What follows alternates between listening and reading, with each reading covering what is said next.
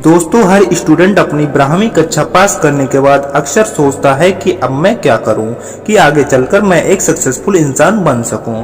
कुछ छात्र का तो पहले से ही अपना एक करियर ऑप्शन होता है कि हमें डॉक्टर बनना है, इंजीनियर बनना है, एयर होस्टेस, बैंक मैनेजर या फिर पुलिस बनना है।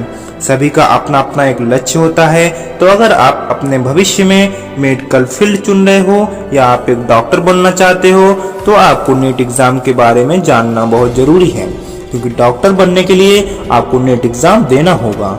और आज के टाइम में मेडिकल फील्ड का स्कोप बहुत तेजी से बढ़ रहा है, इसलिए ज्यादातर स्टूडेंट अपना करियर मेडिकल लाइन में बनाने के बारे में सोचते हैं, लेकिन उनको पता नहीं होता है कि डॉक्टर बनने के लिए क्या करना होता है, कौन सा एग्जाम देना होता है।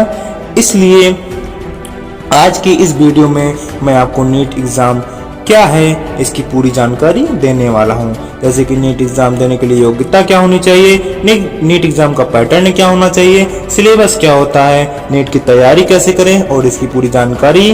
तो अगर आपने इस वीडियो को पूरा लास्ट तक देख लिया तो आपको नीट एग्जाम से जुड़ी किसी भी तरह की डाउट नहीं बचेगी। तो चलिए शुरू करते हैं। आइए पहले जानते हैं नीट क्या है, जिसका पूरा नाम the national eligibility entrance test होता है, जो सिर्फ मेडिकल स्टूडेंट्स के लिए संचालित किया जाता है। अगर कोई व्यक्ति एमबीबीएस या एमडीएस करना चाहता है या फिर एमडी, एमएस या एमडीएस करना चाहता है तो इसके लिए नीट एग्जाम को पास करना बहुत जरूरी है। अगर कोई नीट एग्जाम में अच्छे रैंक हासिल करता है तभी उसका एडमिशन किसी सरकारी या प्राइवेट कॉलेज में हो सकता है। इससे पहले नीट को AIPMT नाम से जाना जाता था, जिसमें अलग अलग राज्य और अलग अलग कॉलेज के हिसाब से एंट्रेंस टेस्ट भी अलग अलग होता था। लेकिन नीट के आने के बाद AIPMT और बाकी सभी मेडिकल एंट्रेंस टेस्ट को सुप्रीम कोर्ट के आदेश पर समाप्त कर दिया गया है।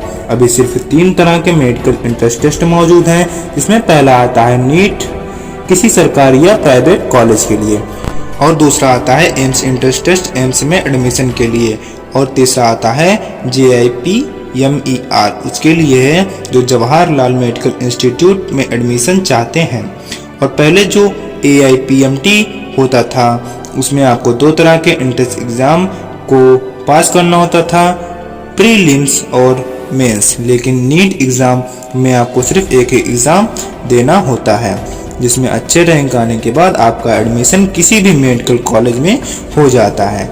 एंड एक बात और आप सभी को पता होनी चाहिए कि नीट एग्जाम को 100% मेडिकल सीट के लिए संचालित किया जाता है, जिसमें से 15% सीट सभी स्टूडेंट के लिए होता है और 85% सीट राज्य स्टूडेंट को दिया जाता है जिस राज्य का एग्जाम होता है। तो यहाँ से एक बात क्लियर हो गई कि डॉक्टर बनने के लिए आपको नीट एग्जाम को पास करना जरूरी होता है। तो चलिए अब बात करते हैं कि नीट एग्जाम देने के लिए एलिजिबिलिटी क्राइटेरिया क्या होनी चाहिए। तो दोस्तों, नीट की परीक्षा NTA national test agency conduct कराती है, जो कि नीट एग्जाम देने वाले स्टूडेंट के लिए कुछ योग्यता रखी है। जो स्टूडेंट उस योग्यता को पूरा करता है सिर्फ वही स्टूडेंट नीट का एग्जाम दे सकता है।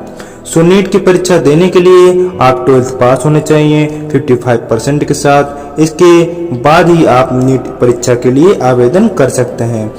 लेकिन अगर आपका 50% से कम है तो नीट परीक्षा के लिए आवेदन नहीं कर सकते हैं। नीट की परीक्षा में बैठने के लिए आपके पास 12वीं कक्षा में फिजिक्स, केमिस्ट्री और बायोलॉजी सब्जेक्ट होने चाहिए और इन विषयों में आपकी अच्छी पकड़ होनी चाहिए।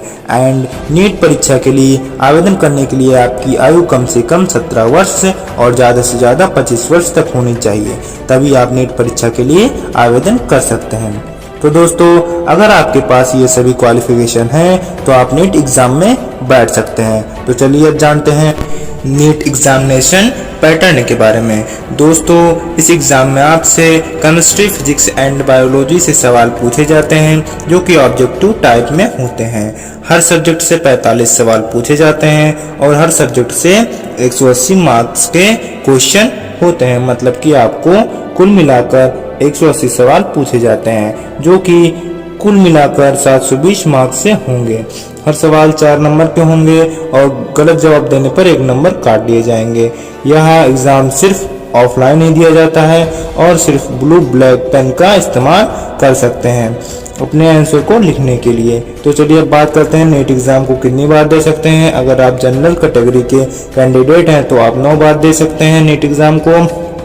वहीं अगर आप आरक्षित वर्ग यानी SC ST और OBC कैटेगरी के कैंडिडेट हैं तो इस एग्ज़ाम को आप 14 बार दे सकते हैं। तो आइए अब जानते हैं नीट एग्ज़ाम के लिए आवेदन कैसे करेंगे। दोस्तों, नीट एग्ज़ाम के लिए आवेदन करने के लिए सबसे पहले आपको इसकी ऑफिशियल वेबसाइट nta.neet.nic.in पर विजिट करें।